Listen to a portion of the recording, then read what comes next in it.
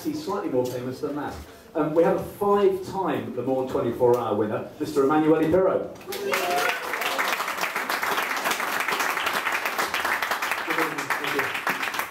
He's also the world's most enthusiastic Italian. You have been warned. To my right, a man who indulged so spectacularly in his first skill, playing the drums for Pink Floyd, he was able to indulge spectacularly in his other love, collecting and racing classic cars, Mr. Nick Mason.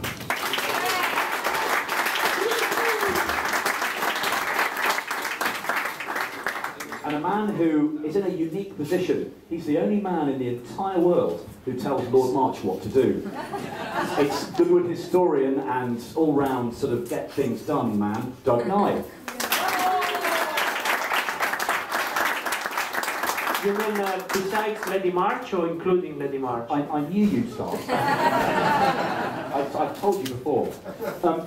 Welcome to our panel, and we're also live on Radio Goodwood on 87.7 FM, so if you're listening to us as you're sitting in a soggy field trying to get out, enjoy it, and unlucky. We're also on the Daily Telegraph website as well. Just before we get started, I'd just like to say a big thank you to Credit Suisse for basically single-handedly restoring this wonderful building. A round of applause, please, to Credit Suisse.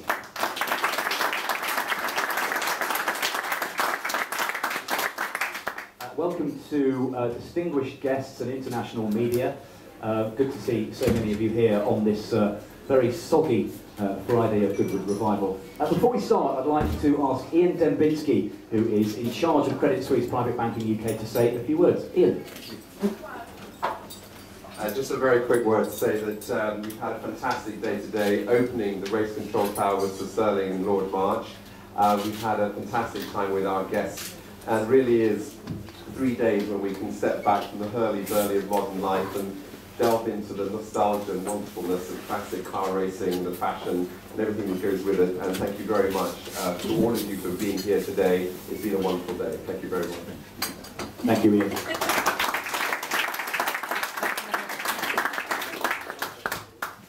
You are encouraged, ladies and gentlemen, to ask lots of questions. And if you don't ask any, I will single you out, because I know quite a lot of you. So think of something juicy. Our debate this evening, the Dream Garage, creating the ultimate racing car collection, gives us lots of things to talk about. I want to sort of get the panel to start thinking about what they have in their Dream Garage. And I'll ask you at the end. 2 cars. You're allowed 2 cars only in your Dream Garage. So you've got about 45, 50 minutes to think about it. Let me kick things off with a simple question. Sir Stirling, the best racing car you've ever driven? Depends. If you're talking about winning, Mercedes. If you're talking about enjoying the pleasure of driving the thing, then probably a 250F Maserati. You're spoiled for choice, actually, of what you could have said, aren't you? Because you did race everything. Yeah, I think 108. Ask Doug, but I think 108 cars. Is he right, Doug? He'll know. Oh, probably. He's got a better memory than me these days. And 600 plus races between 1948 yes, and 62. You were very busy, weren't you? Well, I was racing just about every week. Anybody who paid me and I'd drive. It was a commercial business in those days. That's sort of still true, isn't it? Sorry? It's still true. If they'll pay you, you'll drive it. Yeah, but the drivers today get paid, I think, overpaid, actually. Really. And then they don't get the pleasure. I mean, there's no doubt the pleasure of racing in the 50s was far greater than today. I mean, Lewis Hamilton's, his sort of life is dreadful. I mean, if he wins a race, he's got to go over to Vodafone, chat them up, and so on. If I won a race, I'd chase the crumpet and didn't have to worry. So it's a totally different scene. Susie, you're used to this, aren't you? Yes. Brilliant. Emanuele, the best car you ever I was laughing because for a private bank like Credit Suisse panel discussion about race cars, the best way to start is talking about money, so I think it's quite funny. Sorry, what was it? Yes, you've got to answer the question. That's the best car you ever drove. Okay. Can I first say I'm really honored to be here, and thank you for inviting me, and I'm really honored to share with such a prominent guest. Apart from that, best race car, can I say 2? One is the McLaren MP44 that I never raced, but I test drove for many, many miles. We had 3 days of testing. I was living in Japan every second week the whole year. And I think I probably was the first Formula 1 test driver. Now it's very common. But Ron Dennis asked me, I was trying to make my way to Formula 1, and he said, maybe, you know the story, of course, because I was also driving the Middle Bridge in those years. So, yeah. So a McLaren MP44 one, and the other one is the Audi R8, with which Tom Christensen, Frank Bill, and myself won the first 3 Le Mans. These cars were cars where, you know, you can talk to cars and you can talk to people, but there are certain people to whom you can talk a lot deeper. Maybe they call it chemistry, maybe they call it feeling, but with certain cars you can really go so deep into their soul, and they will never betray you. You can really ask so much, and they will do what you ask them to do. In these cars, you do feel a good racing driver. Sometimes, if you drive a car which doesn't talk your language, you will really feel a bad driver or even a taxi driver. But with these 2 cars, they make me feel like a good racing driver. Good stuff. Nick, best car you ever drove? Is this working? Yes. Best car I ever drove. Well, the difficulty with this question is, firstly, this whole thing about sitting with this particular panel, because it's all very well Emanuele talking about the best car he ever drove. Well, he happened to win Le Mans, or Stirling, who happened to win innumerable Grand Prix. Sadly, I'm more in the sort of 5-lap handicap division, which is not quite so glamorous. But for me, actually my favourite racing car of all time that I've had so much fun with is the Maserati Birdcage, because I think it shares certain characteristics of the 250F, but it's that thing about a perfect balance, particularly for an amateur, of the power that it has, the brakes, the chassis, and so on. You've owned that car a long time, haven't you? Yeah, quite a long time, not as long as some of my cars. And you've let your son-in-law, Marino Franchitti, out in it? Yes. Which is great, I suppose. Yes. On the other hand, you could argue that Marino is actually an absolute ace driver. And, well, funnily enough, I was thinking about when talking about the panel, it is now much harder at home to have that great dinner party conversation with all the family around, because they are so not interested in my 5-lap handicap. When Marino's brother can talk about winning Indy, and Marino can talk about LMP2. I suppose when Marino asked for your hand, or asked your permission for Holly's hand in marriage, you thought, oh, this just could be unbearable, and just too much racing talk, and they'll try and outdo me. Yeah, it crossed my mind. I was hoping for a dentist or a lawyer. No, that's really unfair. Actually, having a son-in-law race driver is terrific. And Doug, of course, you've tested lots of cars in your role as a writer and track tester. What would you say? What would I say is my favourite car? Best ever car, yeah. I think the car that most impressed me was the 24-litre, 12-cylinder Naiper-Railton, the Brooklyn's perpetual lap record holder. You just wanted to outdo these boys, didn't you? Well, I don't think you ever drove that. It's the only basis upon which I can. You know, you've got Stirling there, you know, the maestro. You've got Emanuele there, the Formula 1 test drive, Formula 1 driver, has done so much with Audi and all those Le Mans victories. You've got Nick here, who's raced everything, you know, since before the old king died, and he's still got it. And then there's me, and all I do is scribble about what these blokes do. But I have driven a lot of strange cars, and the Naiper-Railton, I was asked to drive it for photography at Brooklands, round the top of the banking. And the photographer was standing right up on the lip of the crumbling concrete banking.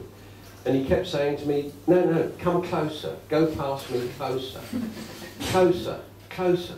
And I was going backwards and forwards in this thing, which weighs 1.5 tons, and, you know, makes a sound like an aircraft taxiing, and is in fact incredibly quick. with 24-litre 12-cylinder engine under your toe, there was no way I was going to get within 2 feet of him, because he was standing on the top of the banking, and if the concrete crumbled under his feet, or his feet slipped, he would have been under the car in an instant. And he waved me on, so I went past him. And the Brooklands banking goes round these days and gets to where there used to be a bridge over the River Wey. Well, that bridge was removed in about 1947, and there's just a drop into the River Wey, and the trees below. And at that point, I tried to put my foot on the brake and discovered that my foot was trapped under the brake pedal. It had a centre throttle, and so my foot was on the throttle, trapped under the brake pedal to the right, and I was running out of road with the banking coming up. And I had this wonderful picture in my mind of a newspaper headline saying, "Fat twit destroys national treasure." And those sort of things stick in your mind, so that car's particularly memorable. I can see a Twitter hashtag now tomorrow. Fat twit. Yeah. Let's talk dog boxes. Let's talk horrible old nails. Quick interruption. Emanuele, I'll start with you. The worst car you ever drove? This could be fun. Don't hold back. Well, you know, cars are made out of a project and also setup. So sometimes the very same car can be quite good sometimes, and the next day, because of many reasons, it can be really, really bad to drive. But you might call it selective memory, but I have the good gift that I only remember the good things about my life, and I tend to forget the bad things. So I can't really name the worst car, but sometimes... You can and you must. Okay. So sometimes, actually, in my whole career, I always looked when things didn't work very well, instead of looking of who could improve the things for me, like getting a better engine, getting better tires, or my teammate has a better car. I always had the approach, what can I do to improve, before blaming somebody else. And so when things didn't go well, and when I was driving a car which I didn't like, I always kind of blame myself more than anybody else. I don't like, I love so much cars. I can't pick. It's like if you have okay, you can't have 20 sons, but maybe you have 20 nephews or 30 nephews or grandsons, and say, what is the worst one? Sorry, I can't answer this question. The more I think, the more I'm adamant I don't want to answer this question. I'm not letting you get away with that. Doug, perhaps you could suggest a couple of shockers that Emanuele might have raised. The V16 BRM in its original form, I think Stirling would agree. We had this worst car I ever drove. Really, I mean, the design was incredible. I mean, it was really, we're talking now of, what, 50 years, 60 years ago, and the thing went to 12,000 revs. And of course, but the trouble was, of course, the people who were dealing with it were a bit weird. And I came out one day and they said, look, we put a different rev counter on, because the rev counter went across like this. He said, now try and keep it in the white. And there was green, white and red or something. So I go out and I came in and I said, this is ridiculous. I mean, it doesn't even move until I get to the red line. And then they found they gave me the wrong one. So they had to put a new one on. And everything that they did was a drama. I mean, I can't tell you how bad the car was. I mean, the amount of backslap. When you're going into a corner, which there used to be a very fast corner at Monza, Conte Grande, and when you go in there, you'd have to get the car loaded up on your right, you know, on the steering. And then, of course, if one lost it at all, I mean, you'd be crossed up the other way because the ratio was so bad. I mean, there was nothing about that car that was good other than the brakes were terrific. And I suppose the power was there, except a centrifugal blower, which made it wasn't feasible to drive. We have the clutch in at 9,600 revs, and which then was very high. And of course, if it was wet, you can imagine what the thing did. But of course, the thing was, it was so bad, I won't say badly built, but badly designed, that of course one didn't get 2 consecutive days of testing. I mean, I'd be down there for a few weeks, and one day the plug gaps were closed, another day it'd be something else. And I came in and said to them once that the front wheels are flapping. And they said to me, well, how do they flap? So I had to say, like this rather than like that.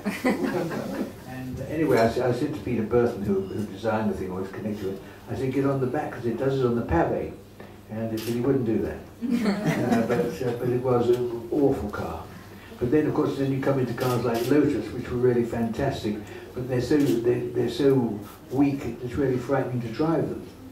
I mean, you have a wheel come off or two with the Lotus, and then I remember once I was racing at Portugal, and going around a really fast corner, you know, so over 120 miles an hour, with great big trees at the side. And it's, you know, very difficult, because you suddenly think, my God, if a wheel came off now, there's going to be a big accident. And, you know, it puts you off. Is it difficult for someone of your generation who jumped into almost anything at any moment, sometimes 4 or 5 cars in the same meeting, to give them a fair appraisal? Do you get out of a Grand Prix car into a big soggy saloon or GT car, it's not going to look as good or feel as good, is it?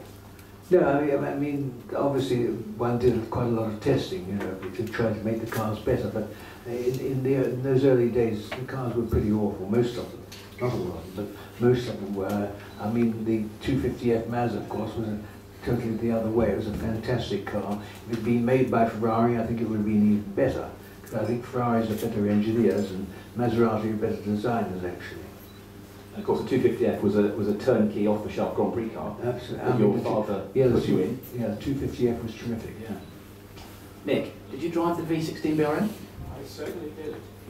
I certainly did. But much more than that, I paid for it. And I did a sort of rough calculation. I reckon for every yard I drove that car, I could have done the same distance with rather expensive Wilton carpet, because it was just a complete nightmare. You only had to look at it, and it required sort of 16 valves being remade or rebedded or whatever. But it still wasn't my least favourite, because it still made the most fantastic noise when it did run. And I think brought a lot of pleasure to a lot of people. And it made it onto your CD, didn't it? It made it on CD. It never made it onto top of the pops, but you never know. And I would have to mention the Sinclair C5 for any collectors. I do still have one. Superb. But the car I really never got to grips with was something called the Dayton Steel Foundry Special, which was an Indianapolis car from 1956, which apparently even Fangio turned down. It was so dreadful. And it had a driving position very much like a London omnibus, and it just felt so wrong and so tricky with just the 2 gears, a sort of start gear and a go gear. That was a car I never managed. Funnily enough, I saw it last month at Pebble Beach with a new owner who loves it. But I have to say, sometimes... You decided you've got a car now? No, yeah, I have, but I don't want to mention, because I feel sorry for her. No, I just say, sometimes when you drive bad cars, it's like when you go through bad times in life, they help you to appreciate the good times, so the good car. So I think if somebody has had his life without any problems or has driven only beautiful cars, he doesn't really maybe have the ability to appreciate them. So sometimes you really need to drive every now and again a not so good car to appreciate a better car. So maybe we can give Sebastian Vettel a bad car for next weekend. What about your Scuderia Italia Dallara? That wasn't very good. No, not really. That wasn't very good. You're right. We got but it wasn't very bad either. For the given circumstances. Doug. Henry. What was the worst car you ever drove? The worst car I ever drove? Good Lord.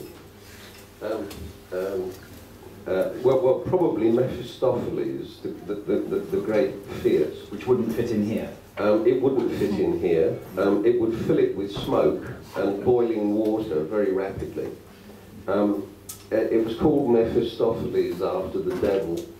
It was a Grand Prix Fiat from a chain drive Fiat from the early heroic days of racing.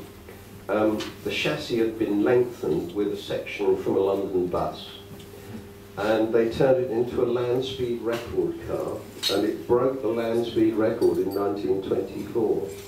And I can't remember what the figure was, but it was something horrendous. It was really, really fast. and it was built by a British engineer with one eye. Are you sure of any of this? No, I make it up, as you know. I don't know any of this. I make it up as I go along. His name was Ernest Eldridge, and he broke the world speed land speed record with it at Arpajon in France. And the car remained in this country for many years after the war, and eventually it was brought back by the Fiat Museum. And in one of our early festivals of speed, Fiat said that they would be willing to bring it over here. And I went with Lord March to the Bolocco track test track in Milan, outside Milan. And Fiat, yes, Bolocco. And Emanuele knows it. And quite twisty, actually, quite twisty. And we've got this thing with a wheelbase, which is approximately the length of the pit straight here, and powered by an airship engine, which was enormous. I think it's 21 litres. And one of their mechanics got down in front of it to, once we started it, he ducked down between me and the tow car to undo the tow rope. And I'm sitting there with the clutch in, and the engine running, and when the engine is running in that, it's spurting oil out the top, water out the front, there's some other strange coloured fluid coming out the side of it, there's clouds of steam rising around you, there's blue smoke that's absolutely shrouding the horizon, you know, I mean, it's the most extraordinary thing. She was trying to tell you something that they have their own language, cars. Absolutely. Suddenly a V16 BRM sounds fantastic. Oh, look, Stirling over there had a breeze, I can't tell you. Yes. On what? Driving the V16 compared with this. But the sad thing was that the poor mechanic who ducked down out of sight, I was looking along this 12-foot long bonnet, and there's the mechanic, and he kept popping up just to make sure that I wasn't going to let the clutch in and suddenly run him over. And he kept waving at me like this because he hadn't yet undone the rope. He eventually managed to undo the rope. The tow car got out of the way. I let the clutch in, and there was the most tremendous surge and nearly broke my neck. And the thing took off around Bolocco. And I swear to this day that it knew its way around the track because I couldn't see a damn thing. There was smoke and flame and derision coming out of the thing everywhere. But it was quite memorable, and it made a jolly good story in the Daily Telegraph. So thank you, Fiat. Yes. I love your products.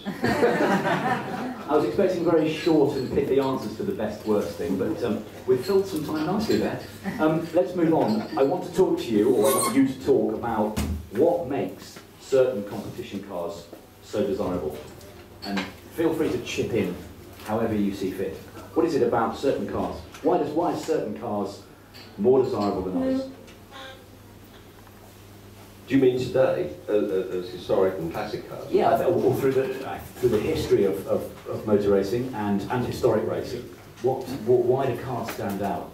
Well, I'm a consultant to Bonhams, the auction house, and so we have effectively a vested interest in all this stuff. And I've also run with the late, great, much missed actually, world champion Phil Hill, a connoisseur symposium in America for many years, and Nick played a major role at the latest edition of this symposium in Phil's place, effectively.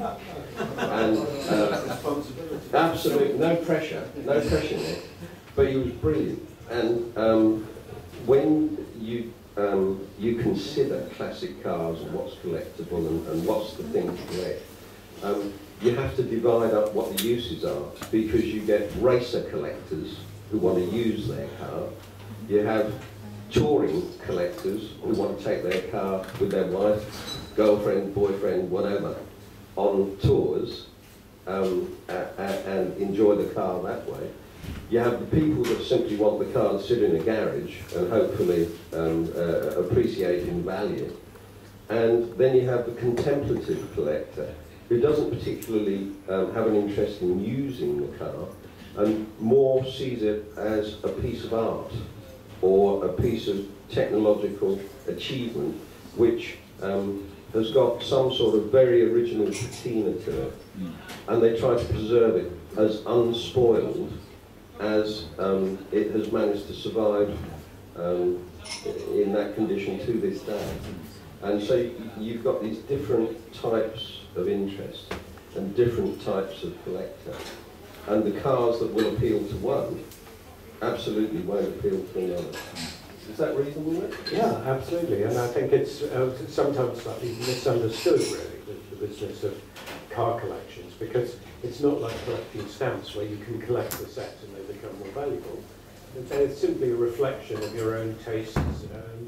Or lack of it. Oh, yes, or lack of it. But also, it's likely to change for one collector through his lifetime. What you might want to collect when you're, or use when you're in your 30s might be very different, certainly in my case, to what I want to do now. I have no interest anymore in getting out and breaking myself stupid in some 240-mile-an-hour car. You know, I'm really interested, well, with funnily enough, the C5, the Sinclair C5 is beginning to look a lot better. You could enter it in some sort of strange, sort of otherworldly Setrington Cup one year, couldn't you? We'll run one. Yes. No, I just know values are going to rise on that. But you've been loyal to your collection. You've got a you've got a set piece, and you've had a lot of them for many years, and you don't want to them, do you? Well, I think one would have to. I think a proper researcher would see some correlation between the income stream from Dark Side of the Moon and my car collecting. There was a moment when it all suddenly came good, and a number of the cars I bought down, yes, I absolutely still have. And of course, there's also a sort of, you get an easy payment scheme in some cases if you buy the basket case. And I've got a 512 S that I actually bought after the huge accident that it had in the Steve McQueen film, Le Mans. Paid £7,000 for it, and then over 3 or 4 years managed to stick it together properly. Emanuele, do you think that people choose cars for the sort of events that they want to run them in? The classic case, you did Monaco Formula 3 race in your old car. So you were specifically targeted. This was actually, yeah.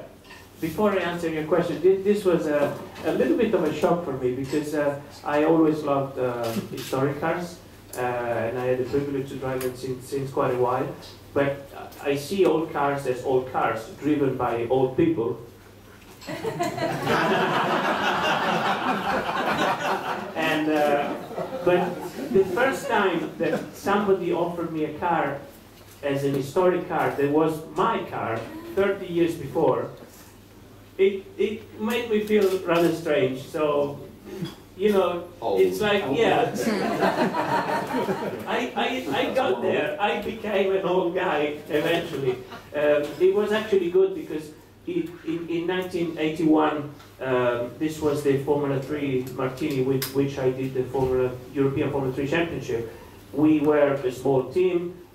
All the photos I collected were in the grass paddock, so the car was never very clean, and it had been restored definitely in a better looking way than it was at the time.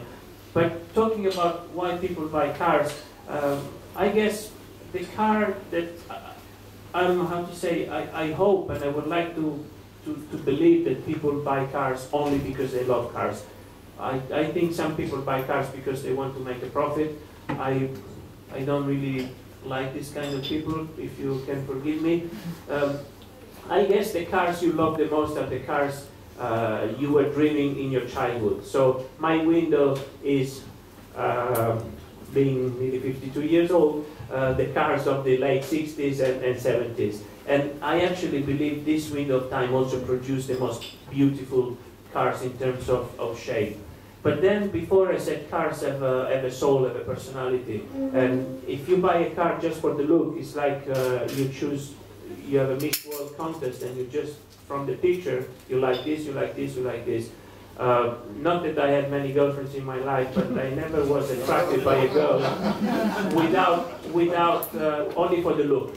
For me, the character, the personality was very, very important.